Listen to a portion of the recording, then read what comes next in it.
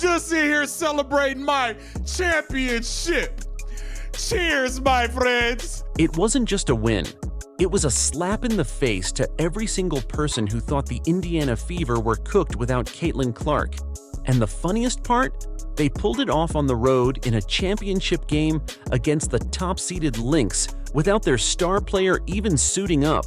You could practically hear the ESPN producers scrambling. While the Fever were going on an 18-0 run, ESPN already had the headline up: Lynx dominate Fever to win the Commissioner's Cup. ESPN, during the game, posted full reaction. They said Lynx dominate Fever to win the Commissioner's Cup.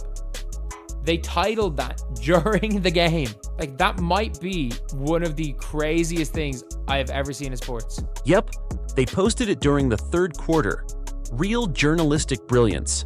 And just like that, everything blew up in their faces. The scoreboard flipped, the Fever never looked back, and ESPN had to yank that headline faster than Dylan Brooks getting benched in a playoff game. You cannot make this stuff up. And let's be clear, this wasn't supposed to happen. Caitlin Clark was injured. The team was supposedly spiraling. The haters were lining up like it was Black Friday at Foot Locker, waiting to dunk on her. They thought this was Diana Taurasi's reality is coming moment. Spoiler, reality came and smacked them right across the face. But here's the most savage part of the whole story. Caitlin didn't play in the final game, didn't touch the court, and still walked away with a championship. Oh, now they're sweating. This was the same league where people said she couldn't win. She didn't win a national title in college? Boom, invalidated. She's not top 5 all time because she never got a ring? Boom, off the list. And now she has a WNBA title under her belt. Commissioner's Cup. Sure. But it came with prize money, a trophy, national TV, and real consequences. And she played a massive role in getting them there. So yeah, the haters are panicking because they lost the one card they thought they could hold over her. All the haters gotta take a seat. As of right now, we the only champions this season. As of right now, the Indiana Fevers are the only women's champions this season, so everybody can shut it up. But in upset, oh my God, y'all see the shirt, baby? Fever basketball, man. The excuses started flying faster than James Harden changing teams.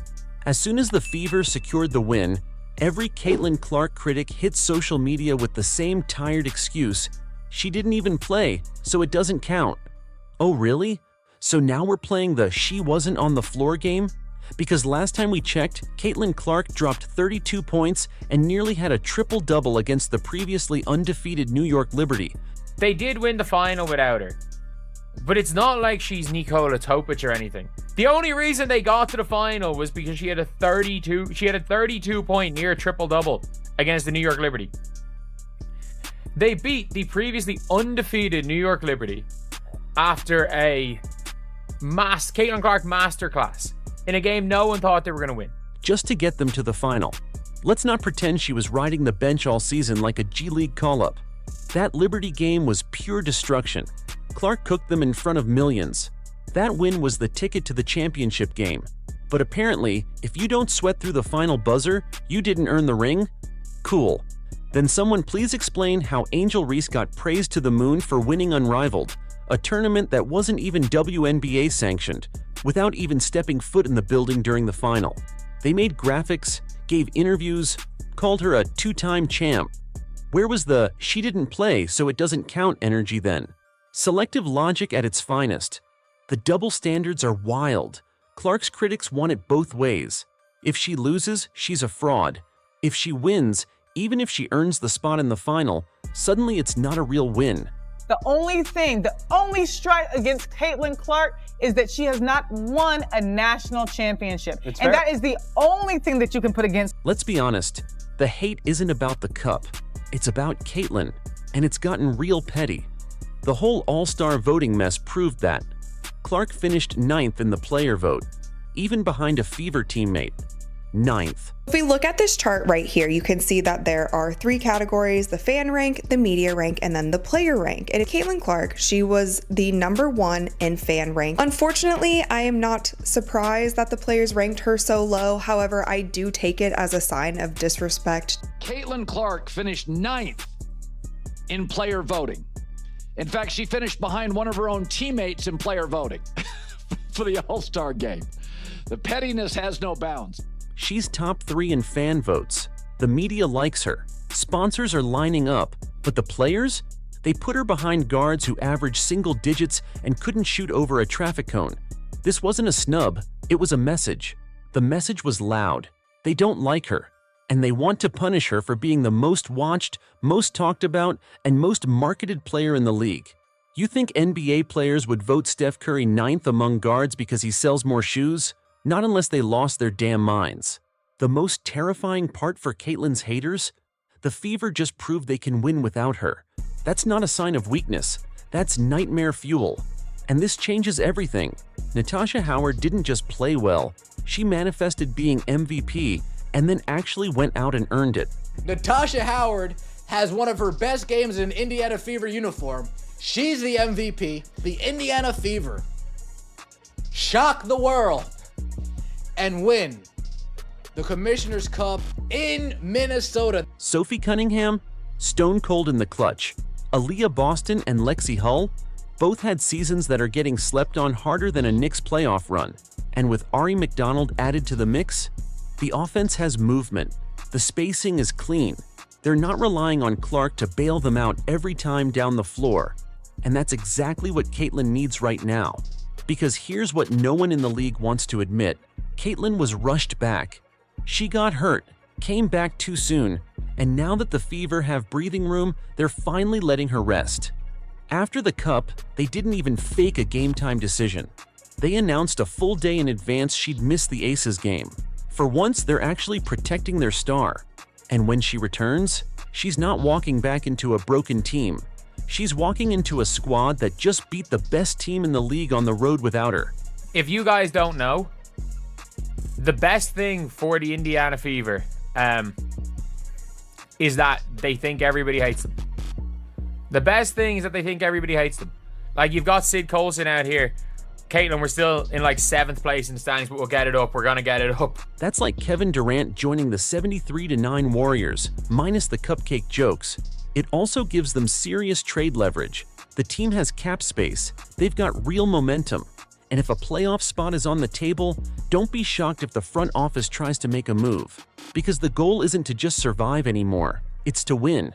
And the timing couldn't be better. The WNBA is in chaos. Clark's popularity is growing. And for once, just once, the Fever are not the team getting laughed at. Let's talk about the elephant in the arena. The WNBA is in a full-blown identity crisis, and Caitlin Clark just made it worse for the people who liked it the way it was. See, the league lost $40 million last year. Let that sink in. Even with Caitlin now drawing millions of viewers, the W is still bleeding money like it's sponsored by crypto scams. And the NBA? They've been bankrolling this operation since day one. Hundreds of millions invested, zero profit. If it weren't for NBA support, the WNBA would have folded faster than Ben Simmons on a fast break. The WNBA's next CBA. The players are looking to cash in and make more money, while the owners understand that they've also got to expand rosters, all the while plotting to raise the amount of games that's played in the league too. I think they'll end up going to 50 games. I feel like the pay gap would be something that, we could just take a donation around the NBA maybe one night y'all don't go to the casino. But here's where it gets spicy. Instead of embracing the new fans and revenue Caitlin brings, some players are acting like they resent her. Why? Because she brings pressure, expectations, viewership. Suddenly, people are watching the games and critiquing the games.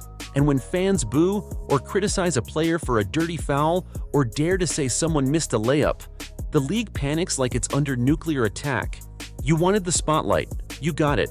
Now you're mad it's hot? Players used to beg for more coverage. Now they complain it's too focused on Caitlin Clark. But let's be real. That spotlight's not going anywhere. The Fever games are packed. She's driving TV ratings. They're doing 40-minute segments on ESPN First Take just about her. And the craziest part? Some of the players would rather go back to irrelevance than share the spotlight. There's actual talk of strikes, talks of new leagues, and meanwhile, Caitlyn's just doing what she always does, balling out, ignoring the noise, and making people care. It's not Caitlin Clark versus Angel Reese. It's Caitlin Clark versus the entire WNBA ecosystem that's terrified she might actually save it and steal the credit. Even her teammates know it. After the Commissioner's Cup, Caitlyn let it slip. She said it plain. They're sick. Not injured, not tired. Sick, as in jealous, bitter, and shaking in their warm-ups. Because the Fever aren't just back, they're dangerous now. They've got the chemistry, they've got the fire, and now they've got proof that the team works, with or without Caitlyn on the floor. And if you think the hate was bad before, just wait until they're back in the playoffs and Caitlyn's dropping 30 a night on rested legs. This soft civil war in the WNBA, it's about to get loud. If you're enjoying this content and want to support the channel, hit that subscribe button so you don't miss what's coming next. Thank you.